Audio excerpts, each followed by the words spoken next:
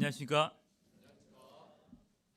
오늘 말씀 제목은 나의 하나님 나를 기억하소서 말씀입니다. 그 요전 말씀은 13장 30절 31절 말씀입니다. 다 같이 한 목소리로 읽어보시겠습니다.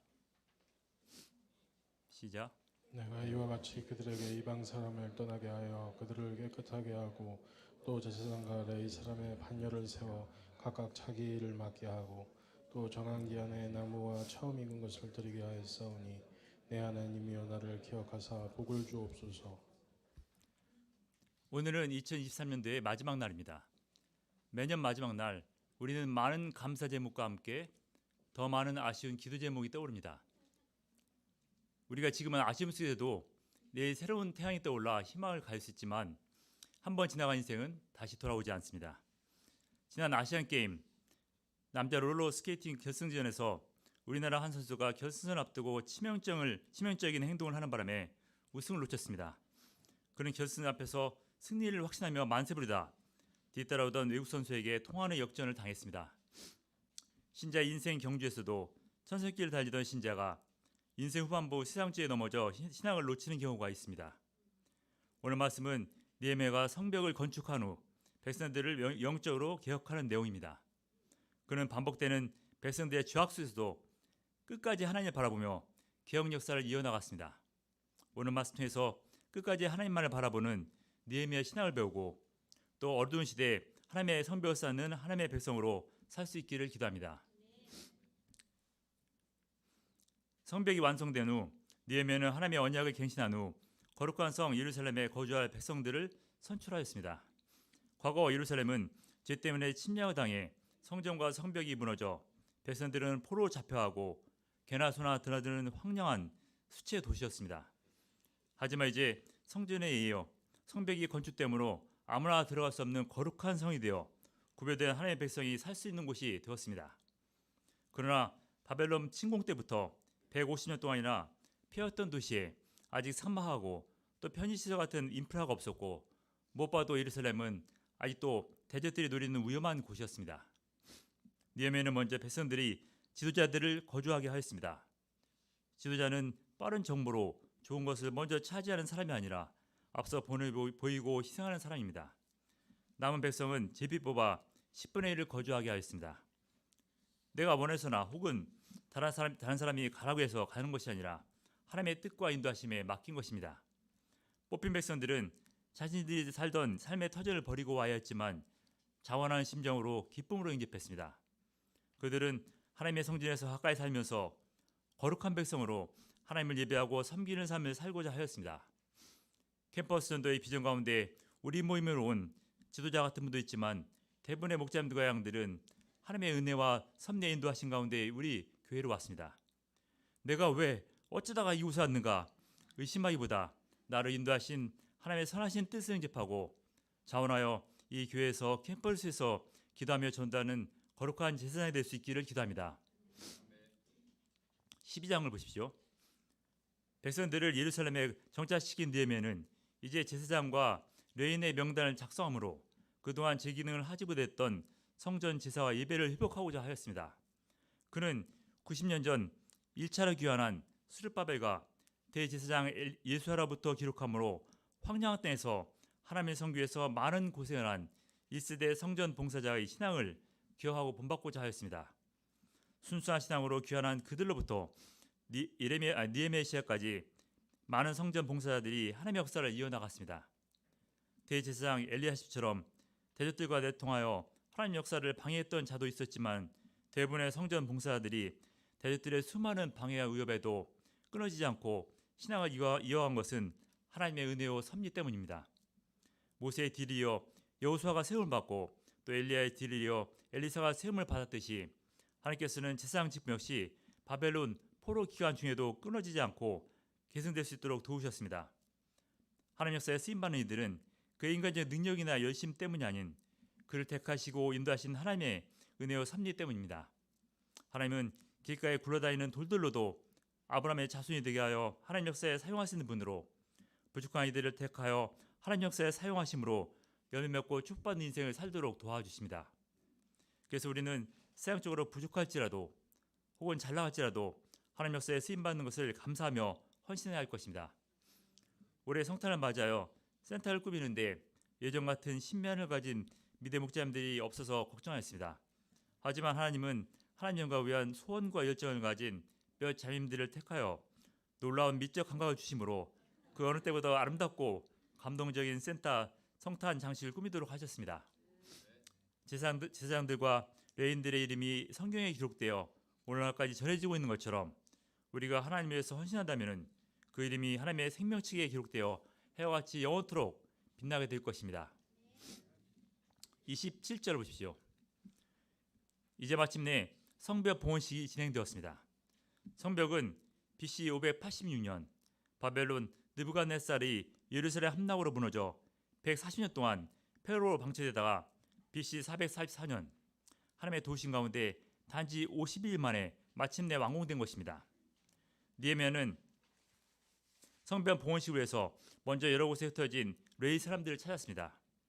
레위인들을 모집한 것은 감사 찬송하도록 하기 위해서인데 레위인 중 찬양대와 각종 악기 연주자들이 함께 감사의 노래를 하였습니다.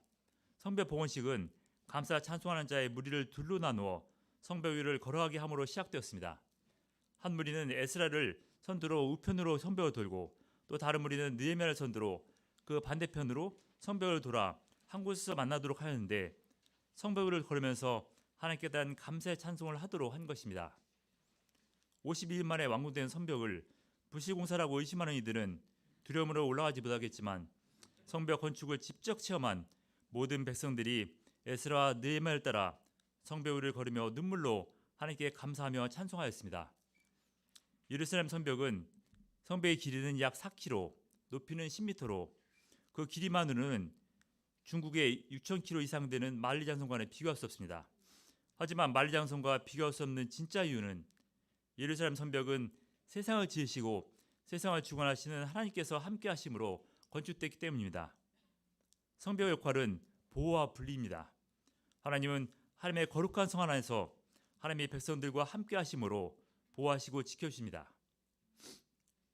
12장 43절을 다 같이 한 목소리로 읽어보겠습니다. 시작. 이날에 우리가 큰 제사를 드리고 심히 즐거워하였으니 이는 하나님이 크게 즐거워하게 하셨습니다. 부녀와 어린아이도 즐거워하였으므로 예루살렘이 즐거워하는 소리가 멀리 들렸느니라. 성벽 봉헌식의 키워드는 감사와 기쁨입니다. 무엇 때문에 백성들이 이렇게 감사하고 기뻐합니까? 처음 성전의 기초가 놓였을 때 젊은 세대의 기쁨과 장년층 세대의 통곡이 혼자였습니다. 젊은이들은 처음 하나님의 성전을 건축하는 기쁨으로 즐거워하였지만 장년 세대는 과거 솔로몬의 웅장한 성전에 비해 너무 초라한 성전 기초에 눈물을 흘렸습니다. 그러나 성벽 봉헌식 때 모든 일에 다 기뻐하고 감사했습니다. 그것은 느헤미야의 놀라운 지도력이나 또 백성들의 피땀 흘린 노력이나 인간적인 성취감 때문이 아니었습니다. 그것은 함께 하시는 하나님 때문입니다. 세상 사람들은 자신이 원하는 것을 자신이 원하는 때 얻을 때 감사합니다. 하지만 신자는 하나님께서 나와 함께 하신다는 것을 깨달을 때 감사할 수 있습니다. 그들은 시온의 영광이 회복된 것을 감사했습니다. 시온은 예루살렘에 있는 산으로 다윗이 그곳에 성을 건설한 후 하나님께서 거하시는 곳의 대명사로 예루살렘을 나타내는 말로 사용되었습니다. 하지만 이스라엘의 죄로 인해 무너진 예루살렘은 하나님의 백성의 수치와 심판이었습니다. 포로 백성이 된 것도 고통이지만 더 큰 고통은 하나님과 함께 할 수 없고 또 보호도 인도하심도 받을 수 없다는 것입니다. 하나님의 은혜로 포로에서 귀환했지만 70년 동안 이방 땅, 이방 문화 속에서 살았던 그들이 약속의 땅에서 하나님의 백성의 신앙으로 살 수 없었습니다. 그들의 무너진 신앙을 중건하기 위해서는 오랜 시간이 필요했습니다. 하나님은 백성들에게 믿음의 지도자 에스라와 느헤미야를 통해 대적들의 집요한 방해 속에서도 오직 하나님의 약속의 말씀을 붙들도록 도우셨습니다. 그리고 그들이 하나님의 말씀을 붙들고 믿음을 가졌을 때 마침내 50일 만에 성벽을 중건하는 기적의 역사를 이루도록 도와주었습니다. 느헤미야 백성들은 성벽을 두면서 하나님께서 함께 하셨던 매 순간들이 파노라처럼 떠올랐습니다. 자신들과 함께 하셔서 무너진 성벽을 중건하게 하심으로 예루살렘을 회복하고 또 하나님의 백성으로 회복시키셨다는 사실을 깨닫고 감사의 찬송을 하지 않을 수 없었습니다. 하나님께 대한 감사는 하나님의 은혜를 기억하고 마음에 새기는 과정입니다. 감사의 노래를 부르는 자는 문제에 빠지지 않습니다. 우리가 나와 함께 하시는 하나님께 감사함으로 믿음의 인생을 살 수 있기를 기도합니다. 만약 느헤미야서가 12장 성벽 봉헌식으로 끝났다면 신앙으로 역경을 이겨낸 드라마틱하고 감동적인 개혁과 회복의 해피엔딩 드라마가 되었을 것입니다. 하지만 13장 다시 백성들의 죄악의 역사가 반복되므로 안타까운 다큐멘터리가 되었습니다. 그러나 그것이 죄악된 인간의 실존입니다. 13장 1절을 보십시오. 성벽 봉헌식 날 느헤미야 백성들은 모세의 책을 낭독하며 외적인 성벽 중건 역사 이후 내적인 영적 개혁을 이어나갔습니다. 느헤미야 개혁은 성경에서 시작되고 또 개혁의 기준도 언제나 성경입니다. 낭독된 말씀은 신명기 23장 말씀으로 암몬과 모압 사람은 영원히 하나님의 총회에 이스라엘 공동체에 들어오지 못한다는 말씀입니다. 그들은 이스라엘이 출애굽 때 도와주기는커녕 오히려 무당 발람에게 뇌물을 주어 저주하게 함으로 하나님의 백성이 가나안 땅 약속의 땅으로 들어오는 것을 막았기 때문입니다. 암몬과 모압 족속은 이스라엘 조상인 아브라함의 조카 롯이 근친 상간을 통해서 얻은 후손들입니다. 완전 남도 아니고 또 이스라엘을 침략했던 애굽이나 바벨론 민족도 아닌데 왜 분리하도록 하신 것입니까? 그들은 사돈의 팔종 같은 먼 친척벌이지만 지독한 우상 숭배자들로서 역사상 수없이 이스라엘이 하나님을 떠나도록 실족시켰던 민족이었습니다. 당시에도 이스라엘 공동체에 스며들어 악영향을 끼치고 있었습니다. 13장 이 말씀은 앞으로 이스라엘 외에 또다시 죄의 역사를 반복하는가 그 이유를 말해주고 있습니다. 하나님은 믿음을 떠나게 하는 세상의 죄와 분리하기를 원하십니다. 성벽은 하나님의 함께하심, 보호를 상징하면서 또한 세상 죄와의 분리를 의미합니다. 무엇으로부터의 분리가 중요한 것이 아니라 무엇으로 위한 분리인가가 중요합니다. 신자가 온전히 하나님과 함께하기 위해서는 죄악된 세상과 분리해야 합니다. 그래서 성벽 완공 후 느헤미야는 백성들에게 하나님의 언약을 갱신하도록 했고 또 백성들은 구체적으로 성전 후에 첫 열매와 11조를 드리고 또 안식일을 지키고 또 이방인과 결혼을 금지하기로 맹세하며 도장까지 찍었습니다. 이 세 가지는 세상에서 신자와 불신자를 구별시키는 뚜렷한 기준이고 또 오직 신자만이 지킬 수 있습니다. 세상에서도 사랑, 인내, 감사 등의 덕목은 가치 있게 여겨지고 존중받지만 성전을 위한 헌금을 어리석게 여기고 또 안식일에도 일하는 사람을 성실하다고 칭찬하며 또 이방인과의 결혼을 개방적으로 생각합니다. 느헤미야의 개혁에 백성들은 하나님과 함께하기 위해서 그동안 함께했던 모압 암몬 족속을 분리하였습니다. 하지만 안타까운 반전이 일어납니다.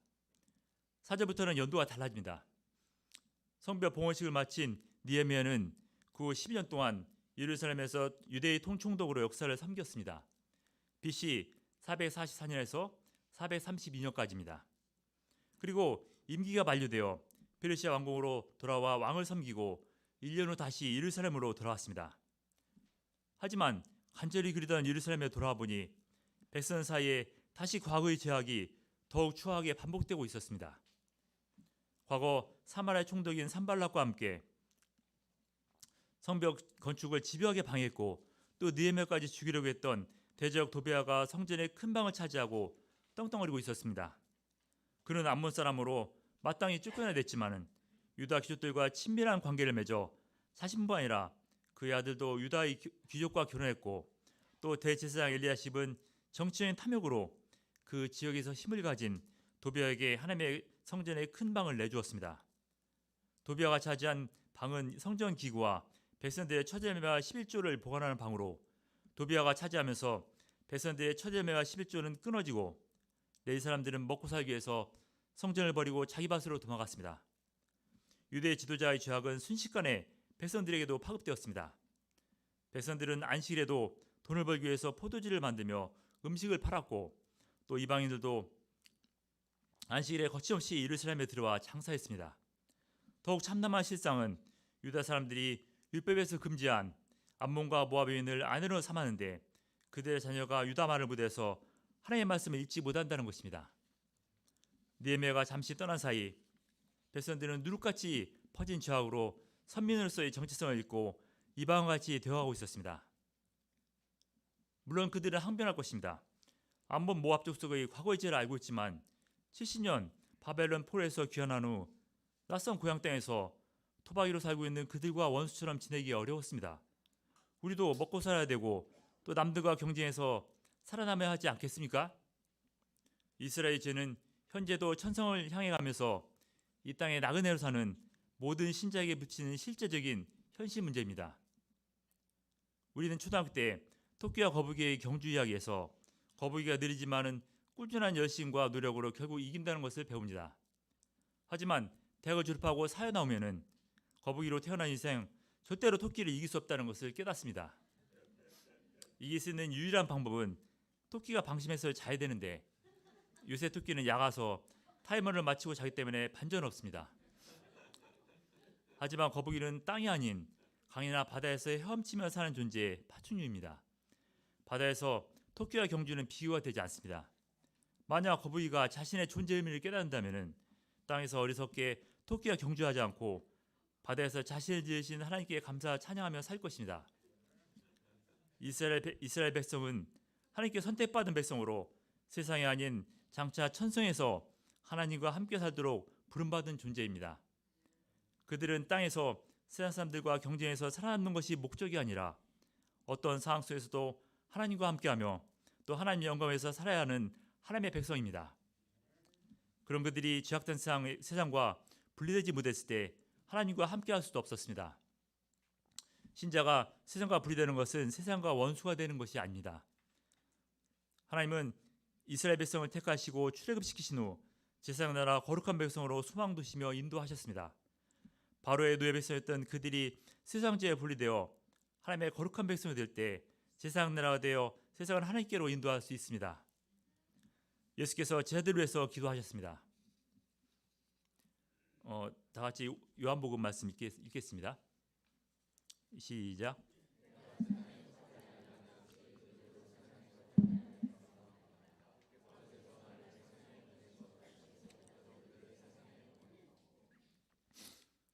신자가 세상에 속하지 않았다는 사실은 세상과 세상의 역사적인 현실에서 고개를 돌려야 한다는 그런 도피주의가 아닙니다. 신자는 세상에 속하지 않았지만 하나님의 자녀로서 또 예수님의 제자로서 하나님 나라를 확장하고 또 예수님을 전하기 위해서 이 세상에 보내심을 받은 존재입니다.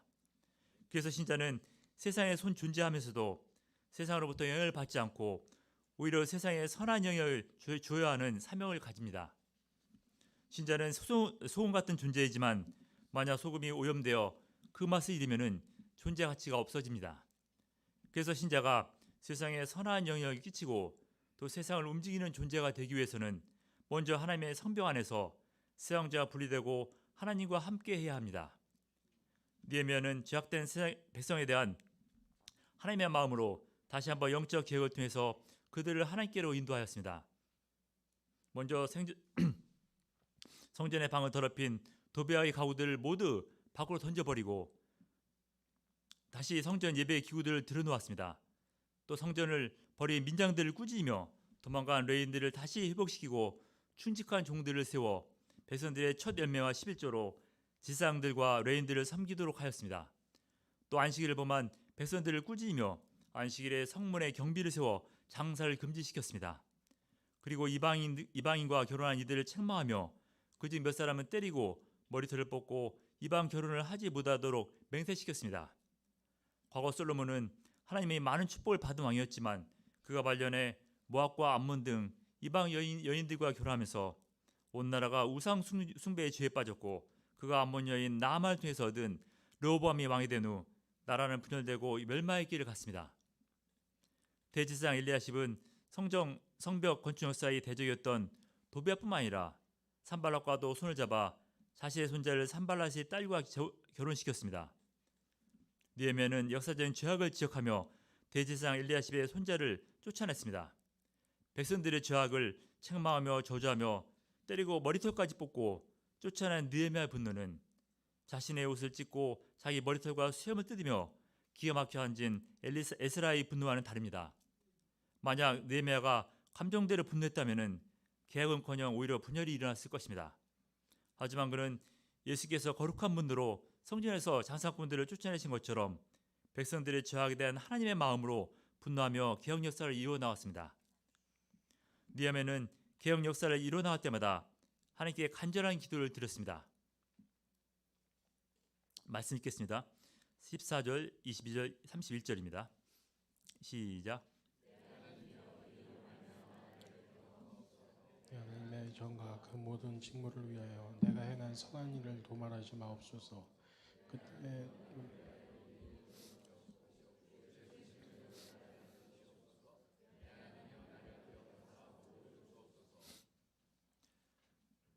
느헤미야가 중요한 영적 기회 앞에서 외친 나의 하나님 나를 기억하소 기도문은 하나님 앞에서 하나님의 말씀만 붙들고 또 하나님의 뜻대로 순종하는 느헤미야의 애타는 부르짖습니다. 하나님의 뜻대로 성벽을 쌓고 영적 개혁을 하는 느헤미야에게 가장 큰 적은 내부에 있었습니다. 대제사장 엘리야십은 1차 귀환자 스룹바벨과 동역했던 대제사장 예수아의 손자이자 또 느헤미야 때의 대제사장으로 처음에는 성벽 재건에 누구보다도 앞장서서 협력했던 지도자였습니다. 하지만 성벽이 완공된 후 자신의 정치적인 탐욕을 위해서 대적 도비아에게 성전 큰 방을 주고 또 산발락과 사돈 관계를 맺으며 하나님의 성전에서 그들의 죄악된 영역을 방치하였습니다. 느헤미야는 페르시아의 관리로 잠시 유대를 이끌었지만 실제적인 지도자 엘리야십의 악한 영역으로 백성 사이에 순식간에 죄가 퍼졌고 모든 이들이 반대하는 개혁을 느헤미야 혼자 감당하기 어려웠습니다. 믿음으로 쌓은 성벽이 안에서부터 무너지는 상황에서 느헤미야는 애타는 마음으로 기도하면서 하나님께서 자신이 행한 일을 감찰하시고 기억하시도록 간구하였습니다. 느헤미야도 연약한 인간으로 모든 이들이 검은 것을 하얗다고 주장하는데 혼자 검은 것을 검다고 주장하기가 쉽지 않았습니다. 또 그도 사단의 미혹 가운데 분별력을 잃어 율법적이 되거나 또 세속적이 될 수도 있었습니다. 그래서 그는 하나님께서 자신과 함께 하시며 자신을 기억하고 지켜주심으로 끝까지 하나님의 뜻대로 개혁을 이루도록 간구한 것입니다. 느헤미야의 영적 개혁의 원동력은 하나님의 말씀과 기도였습니다. 말씀 묵상과 기도의 중요성은 모든 신자가 다 알지만 어떤 신자도 제대로 감당하지 못합니다. 그래서 영적 개혁은 자신과의 싸움이고 또 자신부터 시작해야 합니다. 느헤미야는 기도하면서 죄악된 백성에 대한 하나님의 마음을 깨달았고 또 하나님의 약속의 말씀을 기억하고 붙들면서 성벽 중원과 영적 개혁이라는 위대한 하나님 역사에 쓰임받을 수 있었습니다. 느헤미야 13장은 느헤미야서의 마지막일 뿐만 아니라 구약 역사의 마지막 부분입니다. 하나님께서는 비슷한 시기 활동한 말라기 선지자를 통해서도 말씀하셨지만 이스라엘의 구약 역사 마지막은 본장이며 그 후 신약 성경이 기록될 때까지 400년 동안 성경은 침묵합니다. 느헤미야의 개혁에도 이스라엘은 죄악을 반복했습니다. 하나님의 축복 속에서도 죄악으로 하나님을 떠났고 또 하나님의 연단이 시작되면은 다시 하나님께 부르짖으며 돌아오지만 하나님의 긍휼로 살만해지면 다시 또 죄악에 빠졌습니다. 그것은 이스라엘이 민족을 이루기 시작한 사사 시대 때부터 반복된 죄악의 역사이자 또 반복된 인간의 역사입니다. 유명한 역사학자 E.H. 칸은 우리는 과거의 역사를 통해서 현재를 더 깊이 깨달을 수 있고 또 현재를 통해서 과거를 배울 수 있습니다. 그래서 역사는 진보합니다. 라고 말했습니다. 과거 역사를 배움으로 우리는 현재 같은 실수를 반복하지 않고 더 나은 선택을 할 수 있습니다. 하지만 철학자 헤겔은 말했습니다. 인간은 역사를 쓰기는 하지만 역사로부터 교훈을 얻지 못합니다. 역사를 통해 깨닫는 것은 인간은 항상 과거 같은 죄악과 실수를 반복한다는 것입니다. 그래서 역사가 진보하는 것이 아니라 역사는 반복된다는 것입니다. 사람들은 안다고만 해도 직접 경험하기 전까지는 모르고 있는 것과 같습니다. 심지어 많은 이들이 자신을 파괴하는 죄악을 경험해도 시간이 지나면 다시 똑같은 죄악에 빠집니다. 그 이유는 모든 것은 이미 일컬어졌으나 아무도 듣지 않기 때문에 언제나 다시 시작할만 합니다. 느헤미야 같은 수많은 선지자들이 하나님의 경고의 말씀을 증거했지만 사람들은 귀를 막거나 아니면 들어도 쉽게 망각함으로 똑같은 죄악의 역사를 반복합니다. 그럼 느헤미야의 애타는 기도와 고통스러운 개혁은 아무 쓸모없고 헛수고한 것입니까? 사람들은 소있고 외양간 고친 자를 어리석은 자라고 말합니다. 하지만 소있고 외양간 고친 사람을 비웃으면 안 됩니다. 그는 지금 애통이 반성하고 회개하고 있기 때문입니다. 우리는 소를 잃어도 외양간은 고쳐야 합니다. 비록 언제 다시 소를 얻을 수 있을지 몰라도 그런 사람에게 희망이 있기 때문입니다.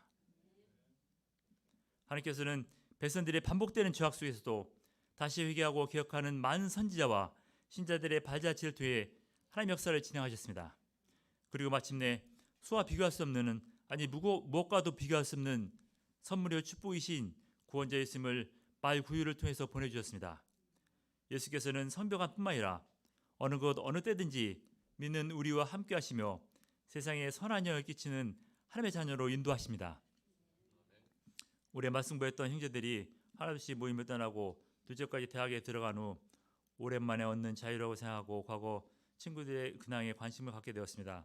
그들이 외적으로 큰 문제 없이 여유롭게 잘 같이 어울려 인생을 즐기며 사는 모습을 보며 일생 걸어왔던 신앙길에서 고독과 상실감이 들어왔습니다. 그러나 말씀을 준비하면서 저희 무너져가는 성벽을 깨닫게 되었습니다. 기적 같은 하나님의 은혜로 죽음에서 구원받고 또 예루살렘 같은 캠퍼스에서 목자의 부르심의 사명까지 얻어 일생 하나님과 함께하며 열매 맺는 인생을 살게 되었습니다. 하지만 하나님 안에서 사면해지면서 대제사장 엘리야십처럼 하나님의 거룩한 사명보다 세상에 좋아 보이는 열매를 구하고 있음을 깨닫게 되었습니다.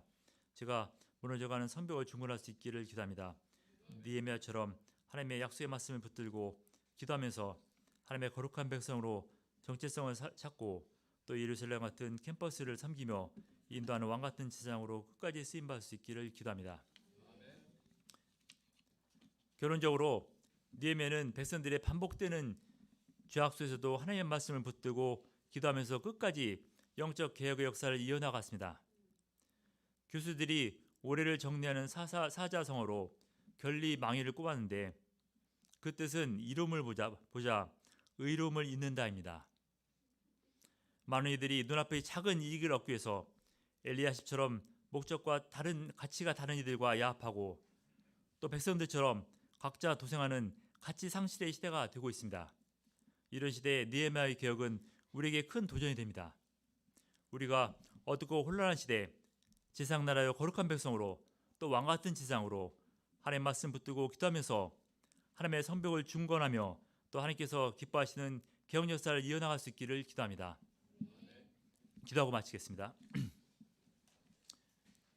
사랑하는 주마신 하나님, 오늘 2023년도 마지막 날에 성벽을 중건하는 하고 영적 개혁하는 느헤미야의 신앙을 배울 수 있도록 도와주셔서 감사드립니다. 우리가 나와 함께 하신 하나님을 바라보며 또 2024년도에도 그 말씀을 붙들고 기도하며 또 세상에서 하나님의 성벽을 중건하는 하나님의 백성으로 살 수 있기를 기도합니다. 예수님의 이름으로 기도드렸습니다. 아멘.